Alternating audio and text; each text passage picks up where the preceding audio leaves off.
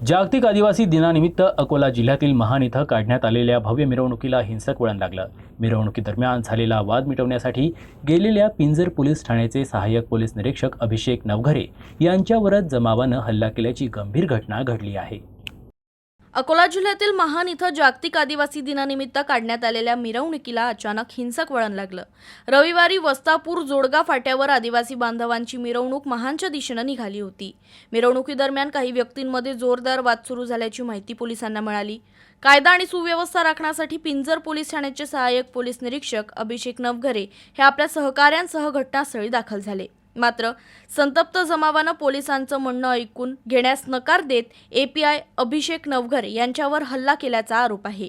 जमावानं नवघरे यांना मारहाण केली, तसंच त्यांचा शासकीय गणवेश फाडल्याची माहिती आहे। या हल्ल्यात नवघरे यांच्या पोटाला गंभीर दुखापत झाली। परिस्थिती चिघळल्यानंतर जमाव त्यांच्या मागे लागला। त्यावेळी नवघरे यांनी जवळच्या एका घरात शिरून आतून कडी लावत आपला जीव वाचवला।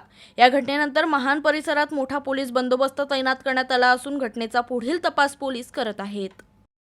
यांच्या प्राथमिक चौकशीमध्ये यांच्यात काही असं आपसात काही भांडण होते, म्हणजे त्याच्या म्हणजे या मिरवणुकीच्या मिरवणुकीमध्ये जवळपास 400 ते 500 लोक होते। 400 ते 500 लोकांमध्ये काही गट झालेले होते। त्या गटामध्ये भांडण होते। त्या भांडण सोडवण्यासाठी पोलीस कर्मचारी गेले होते। त्याच्यामध्ये 400 ते 500 लोक मध्ये काही जवळपास 40-50 लोक पोलिसांच्या अंगावर आले आणि त्याच्यामुळे भांडण झाले होते।